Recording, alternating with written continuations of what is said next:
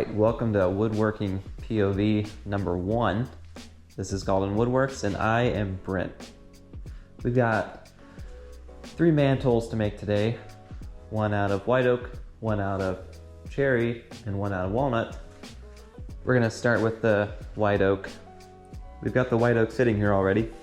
We have to be a little strategic with our pieces that we can get out of this because some of it is a little rough, I'd say. So I think we'll get the face out of this portion here because it'll be a faux beam mantle that the sides will wrap around. So we'll get the face out of this section. It'll be, I don't know, 5.5 tall. And then we'll get the top out of this section, which will be cutting this rough patch out. And then the bottom section we'll get out of this over here, which has got this really nice grain. But we're gonna cut this down into smaller portions that'll fit through my planer. So we'll start by cutting this a little bit oversized for the face and then run that through the planer until we can get these low spots out of here. And we'll go from there.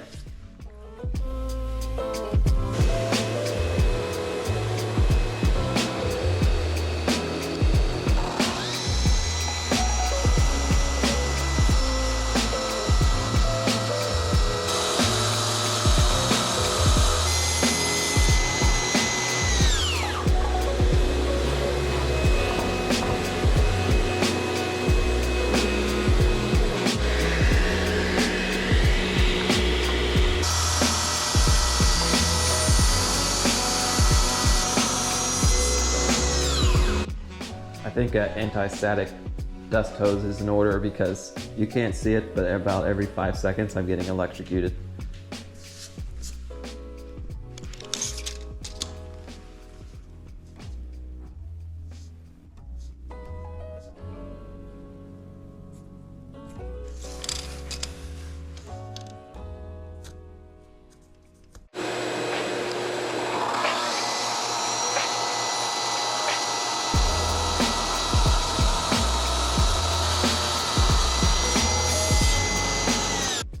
I'm gonna run these through the planer now.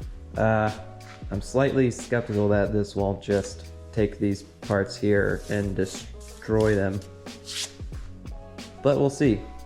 I know about this much of this board is gonna get cut off, and I think all of this will get cut off. So if it does destroy it, it's not that big of a deal.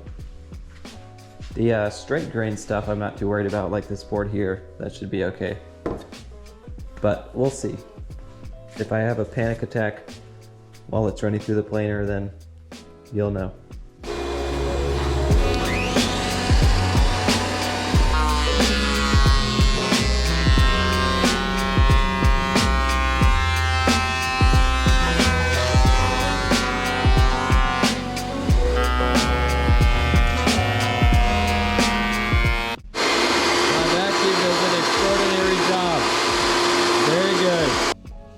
Alright, now that it looks like a Texas Roadhouse in here, I've got these planed down to the same thickness, and now I can cut the miters on them and fold it up into a faux beam.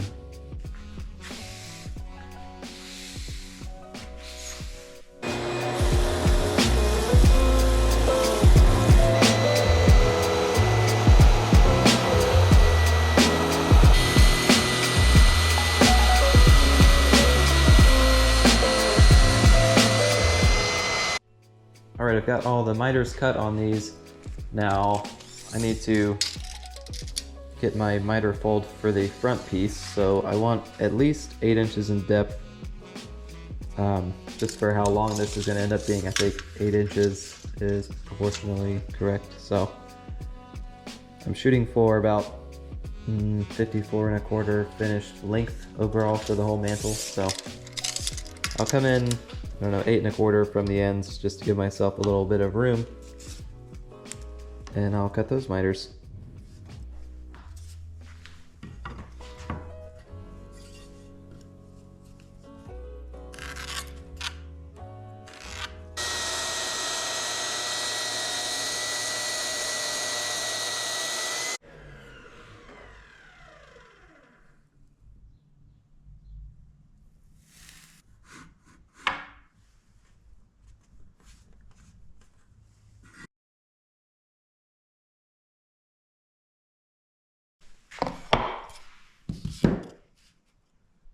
Alright, I certainly cannot complain about that.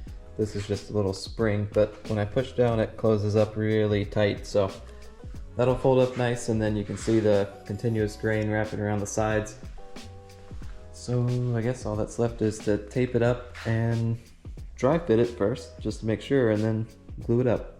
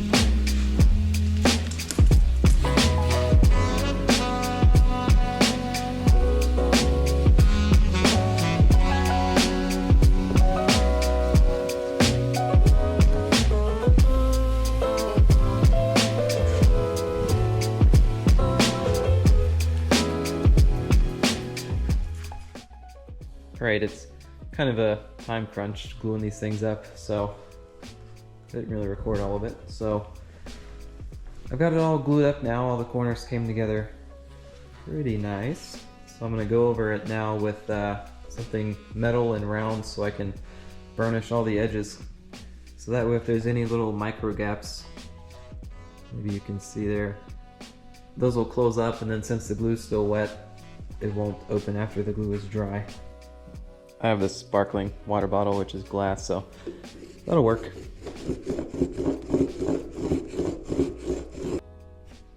Alright, I've got that all burnished up, so we'll move on to the cherry or walnut. I'm gonna go with the cherry. I had to glue this one up to get the right depth I wanted, so a portion of this will be the front face of the mantle, and then the rest will be the bottom side with the seam. And then the other piece is the right width, so I can get plenty of depth out of this. So we'll go with that. This piece will be the top, by the way.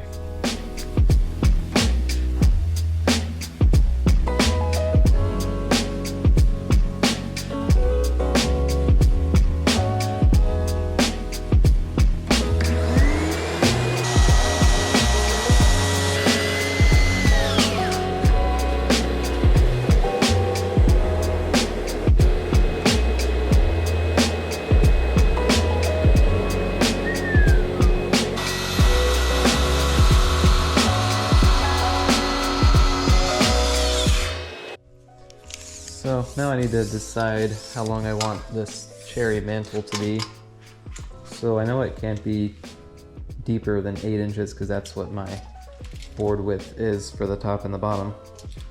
So 8 inches deep, and this one is 54 and a half. So I can go 65. 65 it is.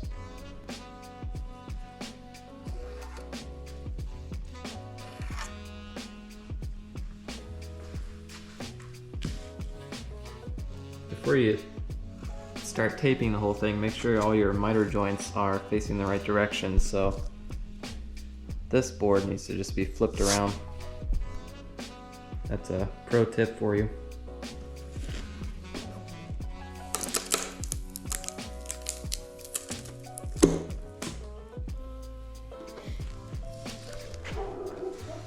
It's always a nerve-wracking experience. Oh, that's looking good. This one should be dry enough now to move. So I can, or I could just, yeah, I could just fold the other one onto these and not have to bother with that one. Now we're using our brain.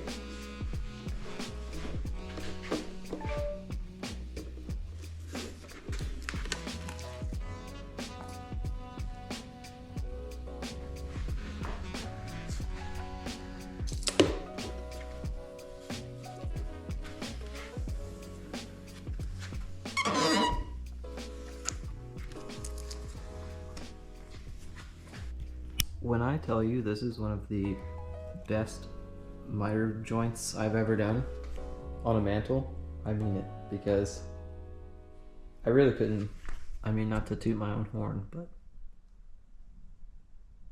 I'm not even sure how that's possible. God done it, because I did not. This side came together too. Alright, see you tomorrow. Alright, it is tomorrow. Time for the walnut.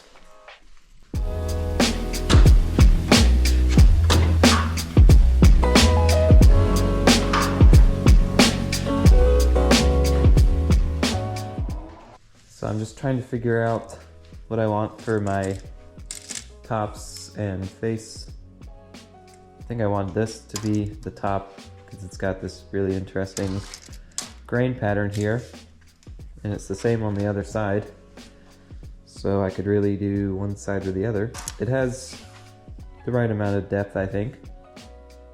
Should be able to get a good length out of that. We'll start cutting it up and see where we end up.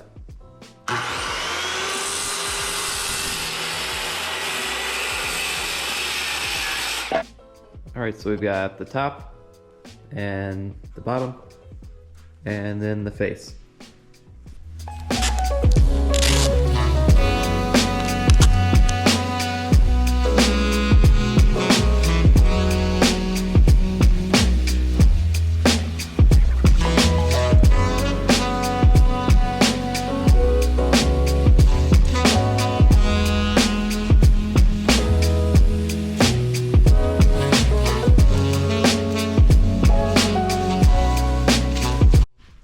Yeah, it is a pain to get all this tape off, but it's even more of a pain to come in the next day and see one of your joints opened or slid down or something. So the more the merrier on the tape. All right, so we're 3 for 3 on the mantles. Now I can take the tape off of these and sand these, get them ready for finish, and then this one will have to dry a few hours, so hopefully I'll get to sand that one today, I'm not sure. This is like one of those prank presents that somebody like wraps in duct tape and chains, and it's in like 10 boxes. And you finally open it and it's like a $5 gift card. When I'm concerned about the tape not being strong enough, I'll just think back to these moments where I'm struggling to get the tape off.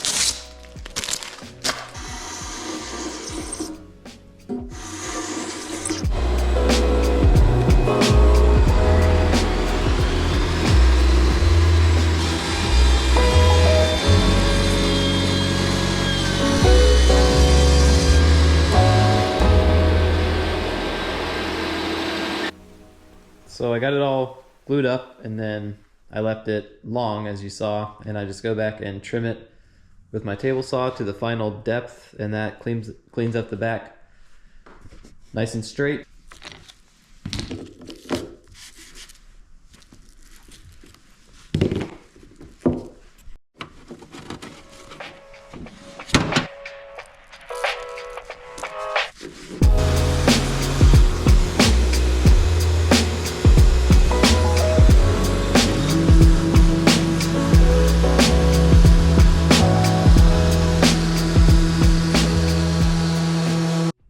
So I've got this cherry one all sanded up and it's looking really nice, so ready to put the finish on that one. And then the white oak one, I'm gonna have to do some epoxy in these areas here.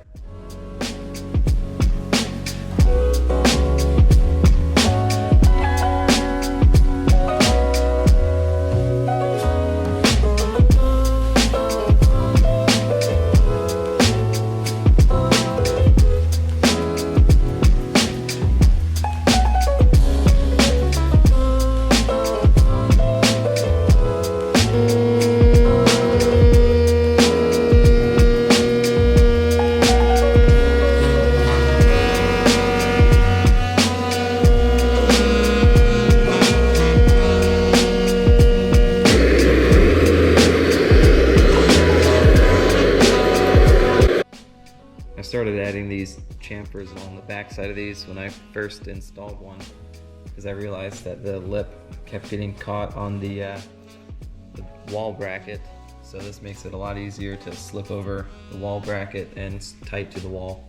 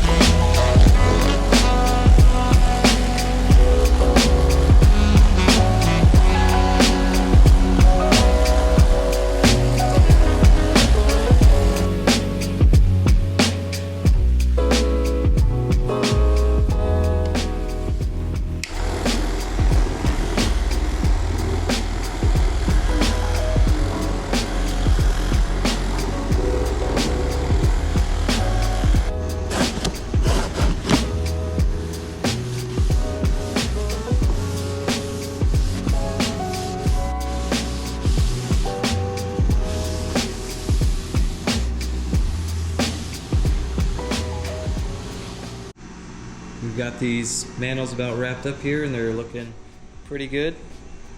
I might have to come back and do another coat on the walnut because that's notorious for sucking up all the finish and leaving bare spots where it absorbed unevenly. So probably come back and do another one on there. But the other two should be pretty good to go, so we'll let them sit overnight and come back and see how they look.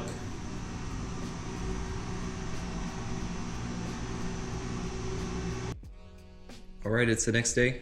I'm going to do another coat on the walnut, and while I'm at it, I'm just going to go and do another coat on the white oak and cherry as well. I thought they'd be okay after one, but they're a little dull for my liking, so I'm just going to do one more on all of it, just while I'm at it. I just have to hit it with this maroon pad. It'll just scuff it up just enough for the next layer to adhere properly.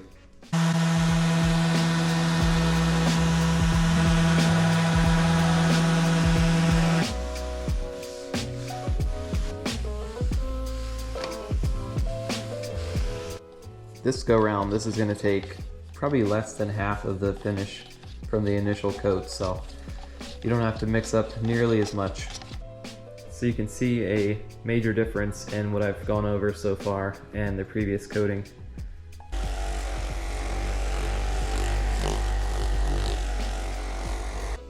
Here's a look at the top of this walnut mantle, just so you can get an idea of the different grain characteristics.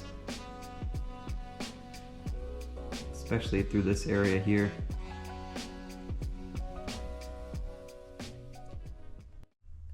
Okay, I think that's a wrap on the mantels.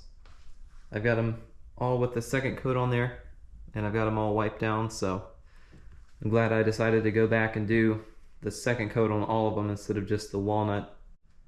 So thank you for watching, and we'll see you in Woodworking POV number 2.